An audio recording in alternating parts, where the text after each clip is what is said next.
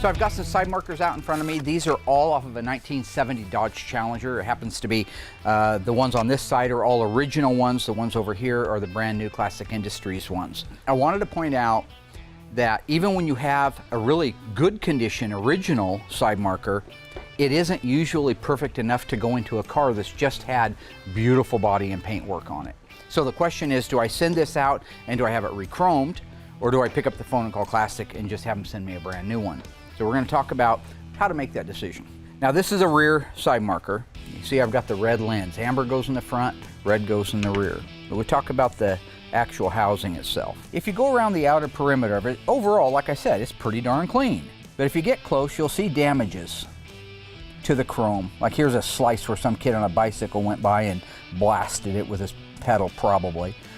If it didn't have the dents, you still have to deal with the fact that this is pot metal that's been chromed and it was 50 years ago. So what happens to pot metal that's that old, that's been chromed? It begins to bubble.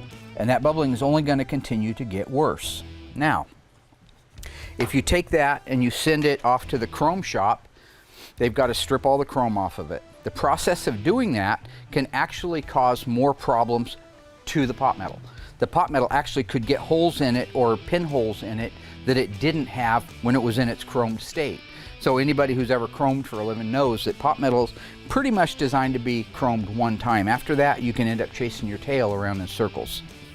So this is a new housing. You think, well, okay, it's an aftermarket housing.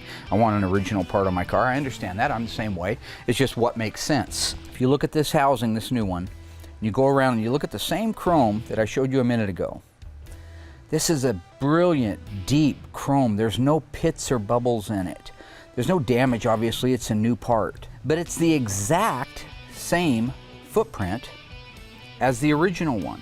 And I'll show you in a minute on the back. But just consider how close those are, if not exactly perfect. We turn them around and look at them. You have the Chrysler Pentastar because Classic licenses it through Mopar. We have our part number down at the bottom. We have our right hand insignia cast into it. All of the SAE lettering and codes are on there. The original studs. Everything on this housing is an identical twin to this housing, except it's not 50 years old and it looks a lot better than the original one. So to me, by the time you chromed this and got it back and hoped that it was perfect, you could probably buy 3 of these. So now you know what my thinking is when it comes to parts that have already passed my quality test. And that's what we're dealing with here, is parts that I wouldn't put on the car unless I approved of them. You make your own decision. That's my advice.